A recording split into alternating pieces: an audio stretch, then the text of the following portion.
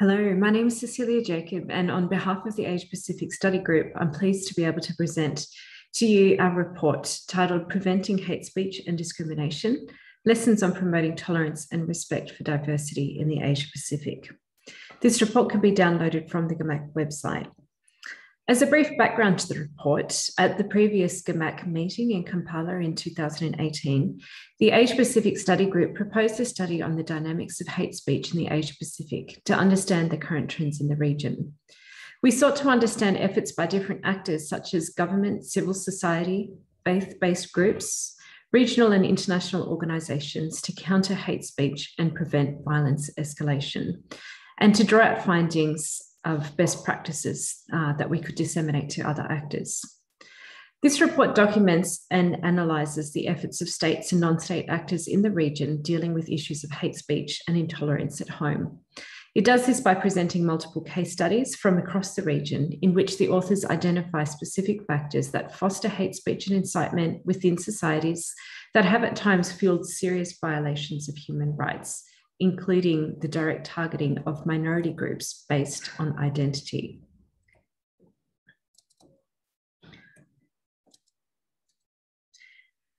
So before we look at the case studies, I briefly want to share with you our understanding of the relationship between hate speech and atrocity prevention that makes this such an important theme for our conference and for the development of atrocity prevention strategies. So hate speech is often used to create narratives and justify the use of violence against a target group.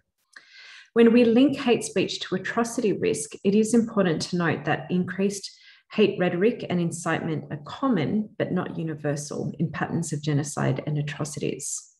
The presence of hate speech and incitement are indicators, among other early warning signs of genocide and atrocities, that a community or a state are at a heightened risk of atrocities occurring. So the presence of hate speech does not guarantee that atrocities will occur. Atrocities may occur in the absence of hate speech, and not all instances of intensified hate speech and incitement lead to atrocities.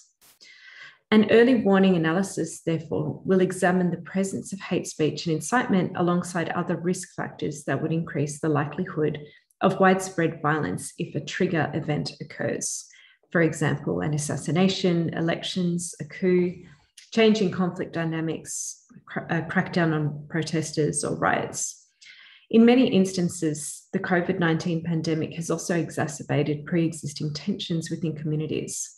In some contexts, it has been a catalyst for discriminatory targeting of minority groups who are accused of spreading the virus.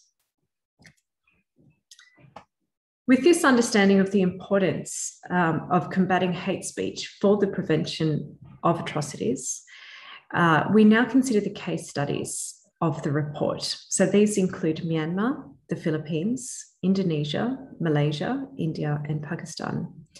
These case studies examined the following strategies for countering hate speech.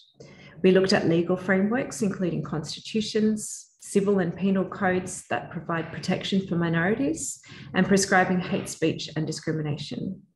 We looked at political leadership. We looked at the institutional and policy environment, the role of civil society and faith-based actors. We also considered transitional justice and efforts to deal with legacies of impunity that foster divisions between groups and feed into the contours of hate speech. We also considered diplomatic and multilateral support for at the regional or the international level where appropriate, to see where they were able to support legal, governance and security sector reform, resourcing to governments and civil society to combat hate speech. The report includes 9 authors from across the region, and it represents 3 years of work conducted over several stages.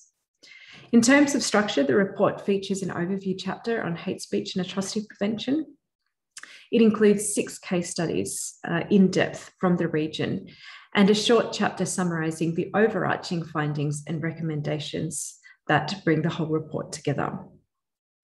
The first chapter provides a case study on hate speech and incitement in Myanmar since the outbreak of communal violence in Rakhine State in 2012. It examines the domestic context, dynamics, and responses to the problem of prejudice and intolerance against religious and ethnic minorities. However, these continue. And in the aftermath of the 1st of February coup in 2021, we can also see that this is an ongoing matter for our attention.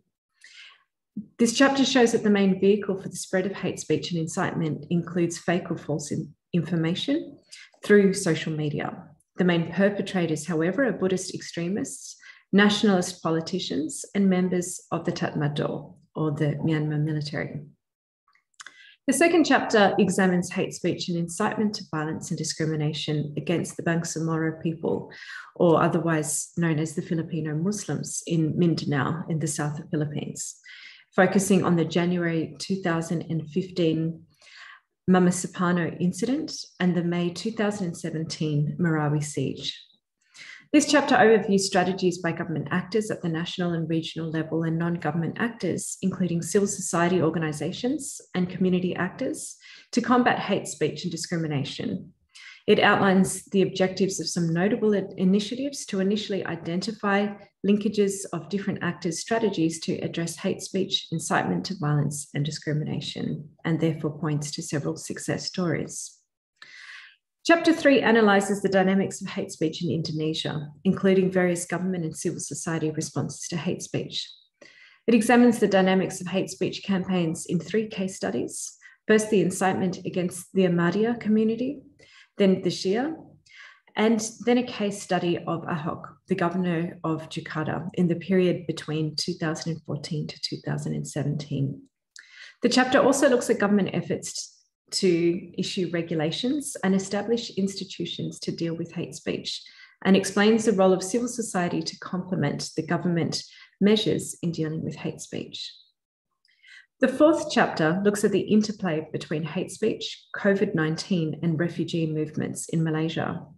It starts with a regional overview of public attitudes towards foreigners and refugees, before narrowing down to explain how and why Rohingya refugees have become the target of hate speech and incitement in Malaysia.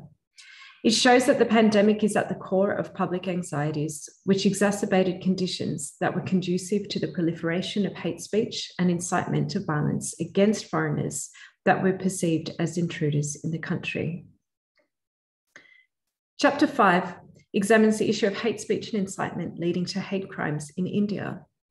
This chapter provides a historical background to contextualize the current situation of hate speech and violence against religious and ethnic minorities inside India, followed by an analysis of the legal and policy framework in place concerning the regulation of hate speech and other forms of discrimination against minorities.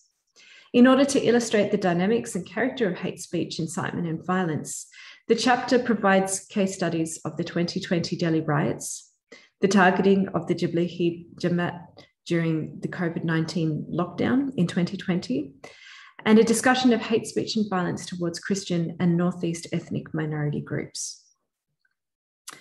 The final chapter examines the prevalence of hate speech in Pakistan and analyses the state policies, juridical frameworks, and lack of accountability mechanisms that have normalized nationwide incitement of hate speech on the basis of religion and/or ethnicity. The chapter reflects on the heightened sectarian divisions between Shia and Sunni Muslims and on the constant persecution of prominent religious minorities, particularly the Ahmadiyya community, Christians, and Hindus. Most of the cases of hate crimes in Pakistan are centered on the notorious blasphemy laws. Despite multiple efforts and appeals by civil society actors to amend these laws, hardline religious parties and organizations have continually obstructed these efforts. To demonstrate the severity and the injustices brought about by the blasphemy laws, this chapter focuses on a specific case study of the conviction of Asia Bibi, a Christian woman accused of blasphemy in 2010. This case gained considerable media attention. It stirred public outrage and provoked an international response that has generated a wider debate of policy and legal reforms in Pakistan. Combined, these cases offer a rich and contextualized understanding of the drivers and dynamics of hate speech, including where incitement has been an important catalyst for the outbreak and escalation of targeted violence.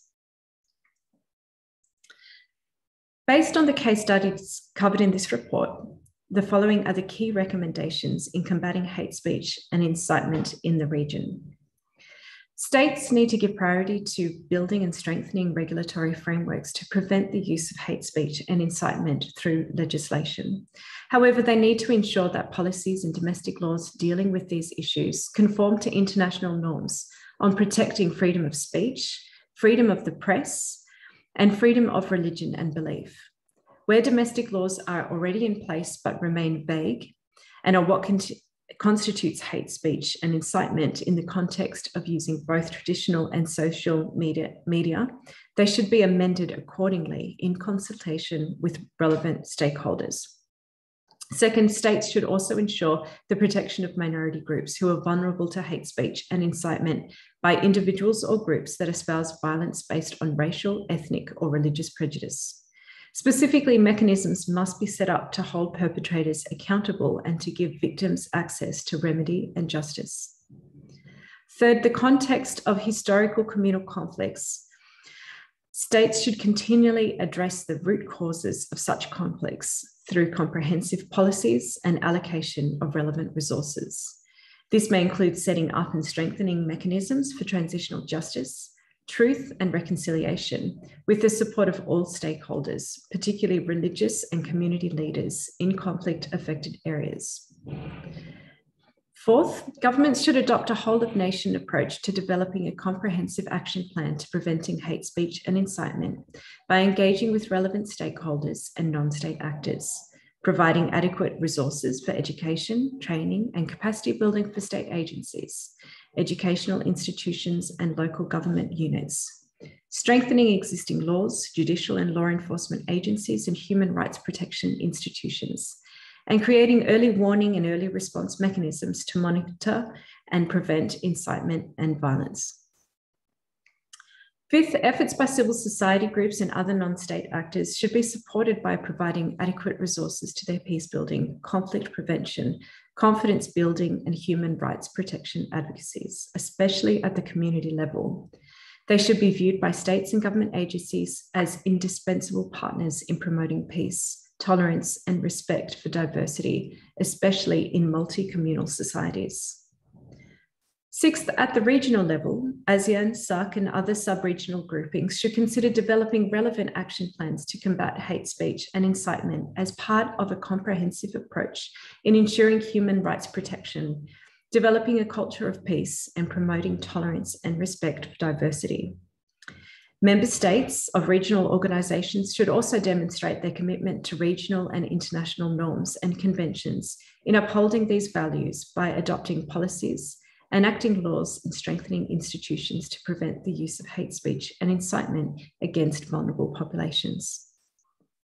Finally, the United Nations and its relevant bodies should foster and sustain regional dialogue on preventing hate speech and incitement, protecting freedom of speech, expression, and religion and belief, as well as promoting tolerance and respect for diversity. Specifically, the UN could engage with states and non-state stakeholders by holding regular dialogues and meetings aimed at monitoring progress and implementation of international agreements, declarations, and conventions on human rights protection, atrocities prevention, peace building, and conflict prevention.